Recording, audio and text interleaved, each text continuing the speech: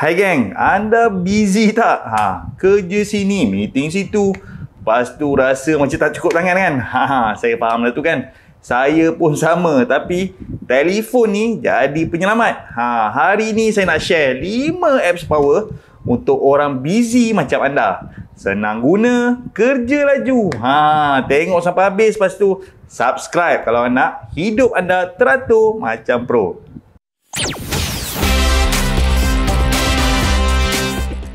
Hey, selamat datang ke Mok Tube, inspirasi kehidupan dan juga makanan.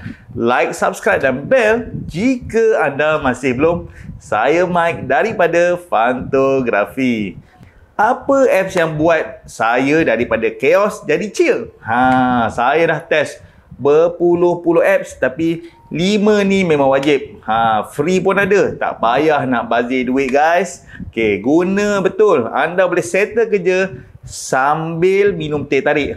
Dah ready? Jom kita tengok. Okay. Apps pertama adalah Google Calendar. Google Calendar ni macam PA dalam poket kita.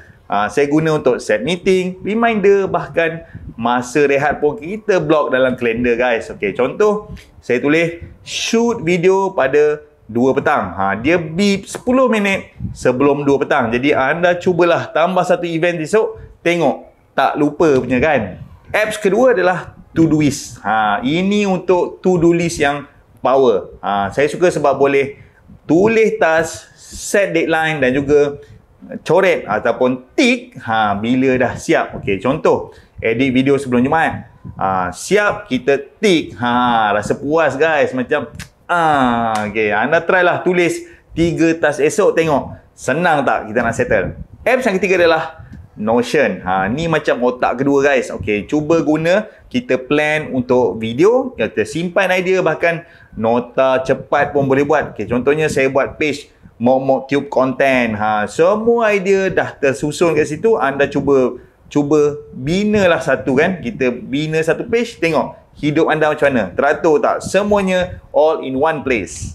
Apps yang keempat adalah Forest. Okey, ini untuk fokus. Saya set 30 minit, telefon kita kunci, pokok akan tumbuh. Contohnya masa edit, saya tanam pokok, tak sentuh IG langsung. Okey, anda try lah tanam satu pokok esok, tengok fokus anda akan jadi laser sharp. Apps yang kelima adalah Slack. Apps terakhir ni Slack. Dia guna untuk kerja teamwork. Tak semestinya Slack, anda boleh guna app Microsoft Teams dan sebagainya, pelbagai provider yang ada. Okey, anda boleh guna, tapi sekarang kita akan bincangkan tentang Slack. Okey, saya guna dengan kawan-kawan. Chat kerja tak bercampur dengan WhatsApp. Contoh, tim, video dah siap ke? Semua reply kat situ. Anda boleh cubalah buat channel kecil, tengok kerja jadi smooth. So itulah dia 5 apps. Google Calendar, Todoist, Notion, Forest dan juga Slack. Power kan? Cubalah tengok satu esok, lepas tu ceritakan saya dekat komen. Apps mana yang anda suka ataupun yang berbaloi dan juga bermanfaat untuk anda. Kalau anda suka video ni, smash sikit subscribe tu. Share kat kawan yang selalu busy, tak tentu arah, tak siap kerja lah, terlupa itu ini, dan kita jumpa lagi di next video guys. Mok Tube gang. Okay, jom jadi busy yang berjaya. Peace out.